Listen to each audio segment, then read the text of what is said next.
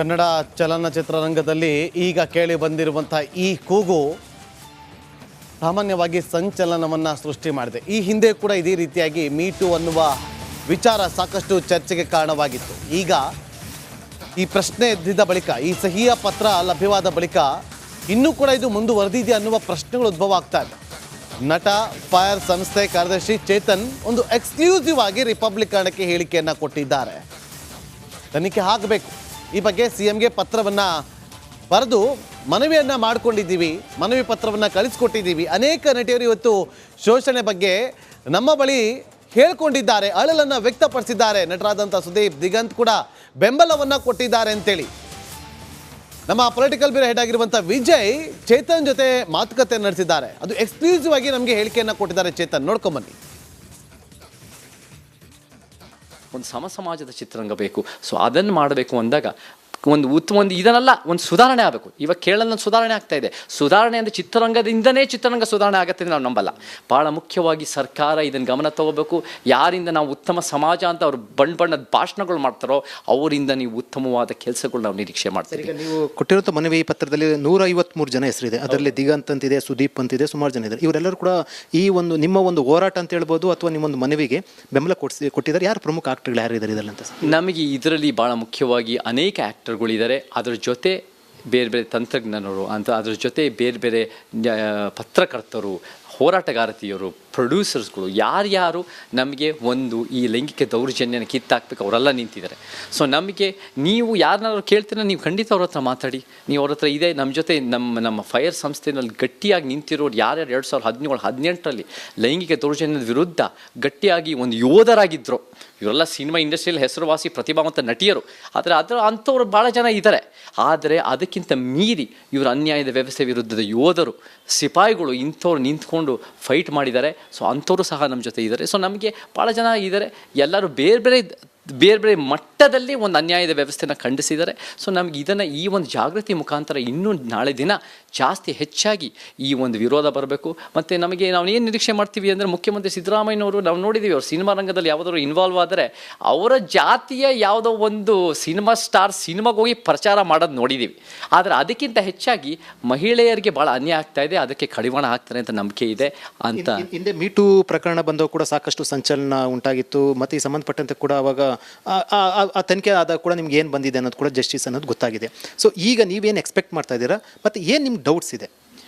ನಮಗೆ ಭಾಳ ಮುಖ್ಯವಾಗಿ ಒಂದು ಏನು ಹೇಮಾ ಕಮಿಟಿ ರಿಪೋರ್ಟ್ ಅನ್ನೋದು ಒಂದು ಸರ್ಕಾರದಿಂದ ಸ್ಯಾಂಕ್ಷನ್ ಆಗಿ ಒಂದು ಗವರ್ಮೆಂಟ್ ಬೇಸ್ಡು ಒಂದು ಇನ್ಡೆಪ್ತು ಜಸ್ಟಿಸ್ ಅದನ್ನು ಮಾಡಿ 5 ವರ್ಷ ತೊಗೊಂಡಿದ್ರು. ನಮ್ಗೆ ಅದನ್ನೇ ಒಂದು 3-4 ತಿಂಗಳಲ್ಲಿ ನೀವು ಅದನ್ನು ನಮ್ಗೆ ನ್ಯಾಯ ಒದಗಿಸ್ಕೊಡಿ.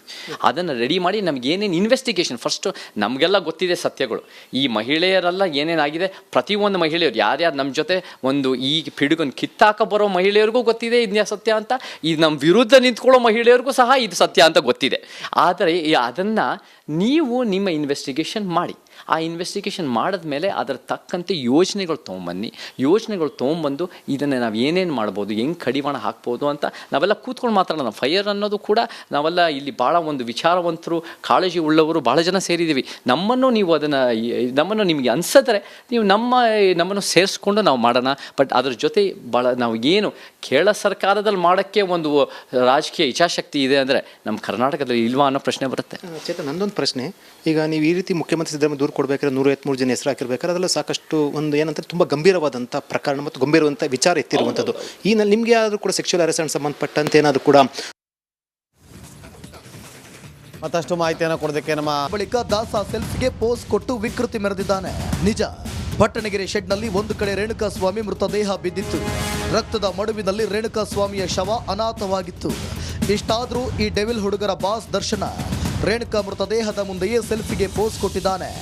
ಪಟ್ಟಣಗೆರೆ ಶೆಡ್ನಲ್ಲಿ ಪೊರ್ಕಿ ಸೆಲ್ಫಿ ತೆಗೆದುಕೊಂಡಿದ್ದಾನೆ. ಪೊಲೀಸರು ರಿಟ್ರೀವ್ ಮಾಡಿರೋ 4 ಫೋಟೋಗಳಲ್ಲಿ ದರ್ಶನ್ ಸೆಲ್ಫಿ ಕೂಡ ಒಂದು. ಪೊಲೀಸರ ಚಾರ್ಜ್ ಶೀಟ್ನಲ್ಲಿ ಇದರ ಉಲ್ಲೇಖವಿದೆ.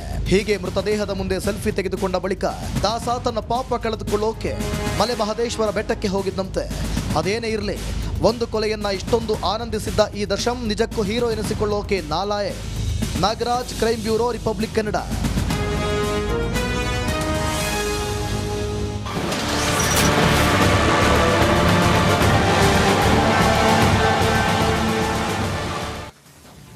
5 ನಿಮಿಷ ಮಾತಾಡಿದ್ರೆ ಜೈಲಿನ ಪ್ರಿಸನ್ ಸಿಸ್ಟಮ್ ಮೂಲಕ ಪತ್ನಿಗೆ ಕರೆ ಮಾಡಿರೋದು. ಆಮೇಲೆ ಆರೋಗ್ಯದ ಬಗ್ಗೆ ವಿಚಾರಿಸಿದ್ದಾರಂತೆ ವಿಜಯಲಕ್ಷ್ಮಿ. ಅಷ್ಟೇ ಅಲ್ಲ, ಅವರಿಬ್ಬರ ಫೋನ್ ಸಂಭಾಷಣೆ ಫುಲ್ ರೆಕಾರ್ಡ್ ಆಗಿದೆ. ಟೆಲಿಫೋನ್ ಏನಿದೆಯಲ್ಲ, ಜೈಲಿನ ಆ ಫೋನ್ ಮೂಲಕ ಪತ್ನಿಗೆ ಕರೆ ಮಾಡಿ ಇವತ್ತು ಚಾರ್ಜ್ ಶೀಟ್ ಸಲ್ಲಿಕೆ ಆಗಿದೆ. ಚಾರ್ಜ್ ಶೀಟಲ್ಲಿ ಏನೆಲ್ಲ ವಿಚಾರಗಳ ಅಂಶಗಳನ್ನು ಉಲ್ಲೇಖ ಮಾಡಲಾಗಿದೆ, ಎಲ್ಲ ವಿಚಾರವಾಗಿ ಕೂಡ ಚರ್ಚೆಯನ್ನು ಮಾಡಲಾಗಿದೆ. ಚರ್ಚೆಯನ್ನು ಮಾಡಿ ಅದಾದ ಬಳಿಕ ವಿಜಯಲಕ್ಷ್ಮಿಯವರು ಕೂಡ ದರ್ಶನ್ ಅವರ ಆರೋಗ್ಯದ ಬಗ್ಗೆ ವಿಚಾರಣೆ ನಡೆಸಿದ್ದಾರಂತೆ. ಪ್ರತಿಯೊಂದು ಕೂಡ ರೆಕಾರ್ಡ್ ಆಗ್ತಾ ಇದೆ, ಪ್ರತಿಯೊಂದು ಕೂಡ ದಾಖಲೆಗಳನ್ನು ಇಟ್ಕೊಳ್ತಿದ್ದಾರೆ. ಯಾಕಂದರೆ ಇವತ್ತು ಪರಪ್ಪನ ಅಗ್ರಹಾರ ಕೇಂದ್ರ ಕಾರಾಗೃಹದಲ್ಲಿ ಒಂದು ಫೋಟೋ, ಒಂದು ವಿಡಿಯೋ ಕಾಲ್ 9 ಜನರ ತಲೆದಂಡಕ್ಕೆ ಕಾರಣವಾಗಿತ್ತು. ಇಂಥದ್ದೇ ಘಟನೆಗಳು ಅಲ್ಲಿ ಮರುಕಳಿಸಬಾರ್ದು ಅಂತ ಹೇಳಿ ಅಲ್ಲಿ ಪ್ರತಿಯೊಂದನ್ನು ಕೂಡ ರೆಕಾರ್ಡ್ ಮಾಡಿಕೊಳ್ಳಲಾಗ್ತಾ ಇದೆ. ಆ ರೆಕಾರ್ಡನ್ನು ಡಾಕ್ಯುಮೆಂಟ್ ಆಗಿ ಇಟ್ಕೊಳ್ತಾರೆ. ನಾಳೆ ಏನಾದರೂ ಆರೋಪಗಳು ಕೇಳಿ ಬಂದಾಗ ನೋಡಿ ನಮ್ಮ ಹತ್ರ ರೆಕಾರ್ಡ್ಸ್ ಇದೆ ಅಂತೇಳಿ ತೋರಿಸೋದಕ್ಕೆ. ಮತ್ತಷ್ಟು ಮಾಹಿತಿಯನ್ನು ಕೊಡೋದಕ್ಕೆ ನಮ್ಮ ಬಳ್ಳಾರಿ ಪ್ರತಿನಿಧಿ ರೇಣುಕಾರಾಧ್ಯ ಅಲ್ಲಿನ ಜೈಲಿನ ಹೊರಭಾಗದಿಂದಲೇ ಲೈವ್ನಲ್ಲಿ ಜಾಯ್ನ್ ಆಗಿದ್ದಾರೆ. ರೇಣುಕಾರಾಧ್ಯ, 5 ನಿಮಿಷ ಸಂಭಾಷಣೆ ಮಾಡೋದಕ್ಕೆ ಅವಕಾಶ ಸಿಕ್ಕಿದೆ. ಏನು ಇನ್ಫಾರ್ಮೇಶನ್ ತಗೊಂಡಿರ್ಬೋದು, ಜೊತೆಗೆ ವಿಜಯಲಕ್ಷ್ಮಿ ಅವರು ಏನು ಮಾತಾಡಿರ್ಬೋದು, ಏನಾದ್ರು ಮಾಹಿತಿ ಸಿಕ್ಕಿದೆಯಾ?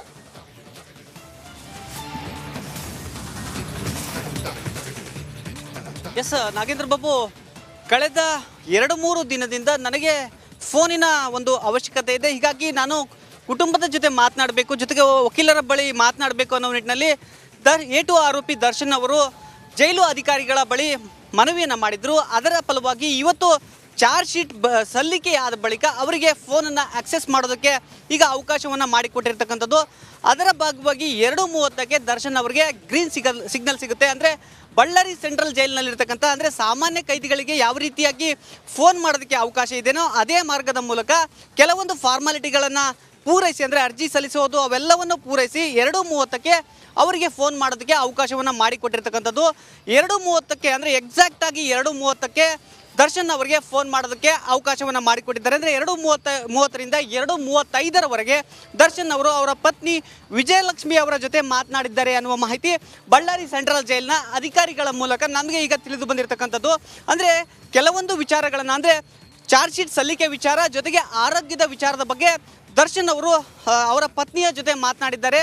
ವಿಜಯಲಕ್ಷ್ಮಿ ಅವರು ಆರೋಗ್ಯದ ಬಗ್ಗೆ, ಅಂದರೆ ದರ್ಶನ್ ಅವರ ಆರೋಗ್ಯದ ಬಗ್ಗೆ ವಿಚಾರಣೆ ಮಾಡಿದರು. ಜೊತೆಗೆ ಚಾರ್ಜ್ ಶೀಟ್ನಲ್ಲಿರ್ತಕ್ಕಂಥ ಪ್ರಮುಖ ವಿಷಯಗಳನ್ನು ಅಷ್ಟೇ ಇಲ್ಲಿ ಮಾತನಾಡಿದ್ದಾರೆ. ನಾಳೆ ಸಂಪೂರ್ಣವಾಗಿ ವಿಜಯಲಕ್ಷ್ಮಿ ಅವರು ಬಳ್ಳಾರಿ ಸೆಂಟ್ರಲ್ ಜೈಲಿಗೆ ಬರೋ ಸಾಧ್ಯತೆ ಇದೆ.